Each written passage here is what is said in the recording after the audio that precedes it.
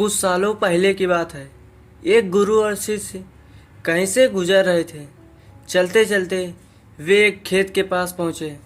दोनों को प्यास लगी थी, तो वो एक खेत के बीचों बीच बने टूटे फूटे घर के पास पहुँच गए और वहाँ जाकर उन्होंने दरवाजे को खटखटाया। गुरु और शिष्य पहले से चौंके हुए थे, क्योंकि खेत बहुत ही बड़ा था, बहुत अच्छी और उपजाऊ ज़मीन भी थी, और उसकी हालत देखकर लगता था कि उसका मालिक उस पर जरा भी ध्यान नहीं दे रहा है। जैसे ही दरवाज़ा खुला, अंदर से एक आदमी निकला। उसके साथ उसकी पत्नी भी निकली और 3 बच्चे भी थे। सभी फटे पुराने कपड़े पहने हुए थे। गुरु ने बहुत ही विनम्र आवाज़ से बोला, क्या हमें पीने के लिए पानी मिल सकता है? आदमी ने गुरुजी को पानी दिया और पानी पीते पीते गुरुजी बोले, मैं देख रहा हूँ आपका खेत इतना बड़ा है, पर इसमें कोई फसल नहीं बोई गई है। आखिर आप लोग अपना गुजारा कैसे चलाते हैं? आदमी बोला, हमारे पास एक भैंस है, वो काफ़ी अच्छा दूध देती है। दूध बेचकर कुछ पैसे हमें मिल जाते हैं। बचे हुए दूध का हम सेवन करते हैं और हमारा गुजारा ऐसे ही चलता रहता है। शाम होने आई थी और काफ़ी देर भी हो गई थी। गुरु और शिष्य ने सोचा, आज की रात हम यहीं पर गुजारा करेंगे। उन्होंने उस व्यक्ति से अनुमति ली और वो वहीं पर रुक गए। काफ़ी देर हो चुकी थी। गुरु ने अपने शिष्य को उठाया और धीमे से उसके कान में बोला, हमें अभी यहाँ से निकलना है, चलो। मगर चलने से पहले उसकी जो भैंस है उसे हमें ले जा कर के कहीं जंगल में छोड़ देना है। शिष्य को अपने गुरु की इस बात पर जरा सा भी यकीन नहीं हो रहा था, क्योंकि जिस गुरु से वह बहुत सारी चीज़ें सीखा हुआ था, उस गुरु ने उसे किसी का बुरा करने के लिए बोला था। फिर भी वो उसके गुरु थे, इसलिए वो गुरु की बात को मना नहीं कर सका। आखिर में गुरु और शिष्य जंगल की ओर निकल पड़े और भैंस को ऐसी जगह पर छोड़ दिया जहाँ से आना मुश्किल था। यह घटना शिष्य के मन में बैठ गई थी और करीब 5 से 6 वर्षों के बाद जब वह बड़ा गुरु बना, तो उसने सोचा क्यों न अपनी गलती को सुधार लिया जाए और उस गलती को सुधारने के लिए उस आदमी से मिला जाए और उसकी आर्थिक मदद की जाए, जिससे उस व्यक्ति की आगे आने वाली ज़िंदगी खुशहाल हो सके। और वो शिष्य निकल पड़ा उस आदमी की मदद करने के लिए। कुछ टाइम चलने के बाद वो शिष्य वहीं पर पहुंच गया जहां वे पहले पहुंचे थे, मगर वो फिर से चौंक गया। वहां पर उसने देखा बहुत बड़े बड़े से फल के पेड़ लगे हुए हैं, एक बड़ा सा घर बना हुआ है। शिष्य को हुआ कि शायद भैंस के चले जाने के बाद वो परिवार सब कुछ बेचकर चला गया होगा, इसलिए वो वापस लौटने लगा। तभी उसने वो आदमी को देखा। शिष्य बोला, शायद आप मुझे नहीं पहचानते, लेकिन मैं आपको कुछ सालों पहले मिला था।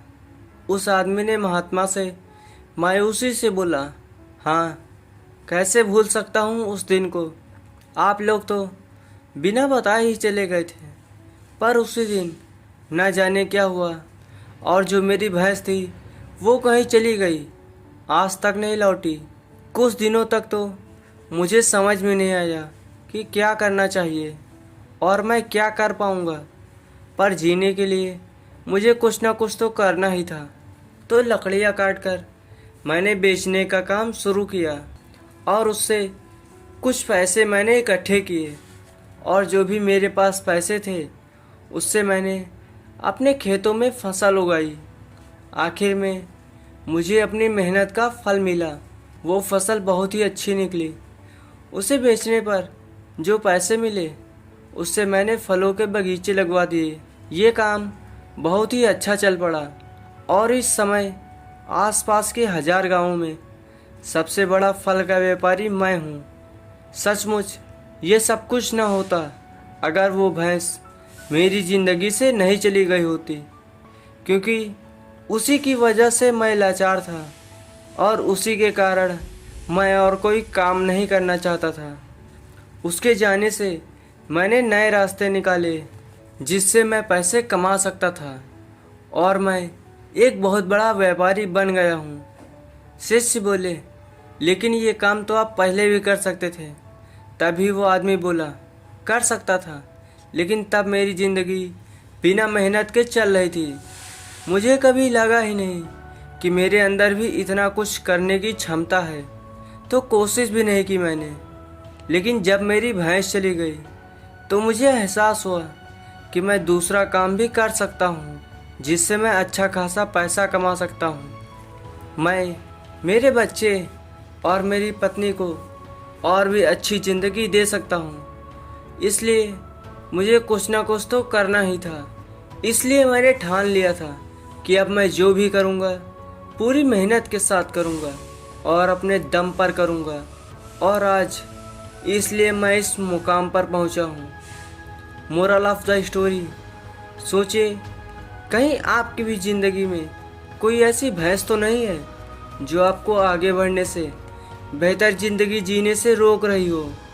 उस भैंस ने आपको कहीं बांध कर तो नहीं रखा है।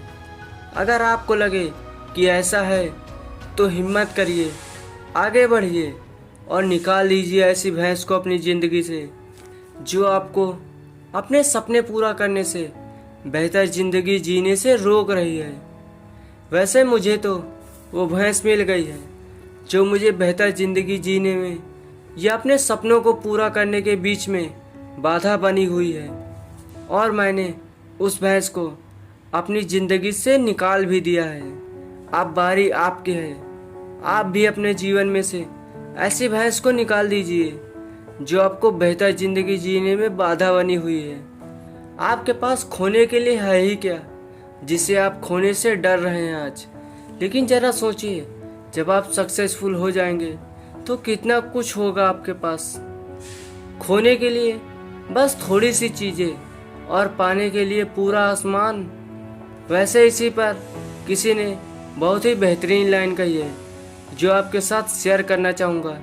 आपको आगे बढ़ने के लिए बहुत इंस्पायर करेगी। परिंदे रुक मत, अभी तुझमें जान बाकी है। मंजिल दूर है, अभी बहुत उड़ान बाकी है।